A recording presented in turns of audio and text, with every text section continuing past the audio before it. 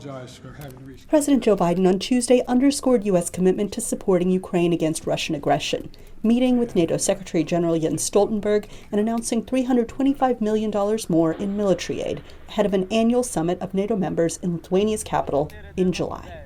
Biden praised NATO's work, but also urged its 31 members to do more to meet a 2014 pledge to spend at least 2% of their GDP on defense. We've strengthened NATO's eastern flank, made it clear that we'll defend every inch of NATO territory.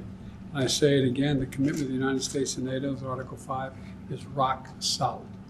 And our summit in Lithuania next month, we're going to be building on that momentum from working to ensure that allies spend enough on defense, the 2%, not just as a hype, but that's the bottom line. Stoltenberg, who will leave office later this year, said the July summit will focus on how NATO can step up its support for Ukraine, which has managed to stave off a Russian takeover and recently launched a counteroffensive. The support that we are providing together to Ukraine is now making a difference on the battlefield as we speak, because the offensive is launched and Ukrainians are making progress, making advances.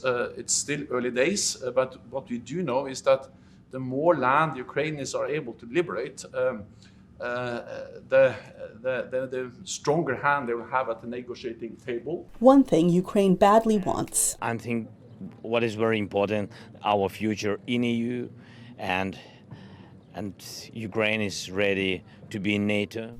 Is unlikely, analysts say. It's not that the case is closed. There's a lot of enthusiasm for strong NATO support to Ukraine and perhaps for entry of Ukraine into NATO in the future, but there's still a lot of boxes that would need to be checked before this becomes a realistic prospect. Stoltenberg has also been making the rounds in Washington, with Senate Minority Leader Mitch McConnell saying Tuesday that Stoltenberg told him he has invited representatives from non-NATO countries, Japan and South Korea, to the summit in Lithuania.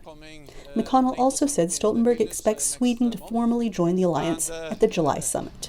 Sweden's entry has been delayed over objections from NATO member Turkey, which has accused Stockholm of not doing enough to crack down on their branch of a political party that Ankara sees as extremists.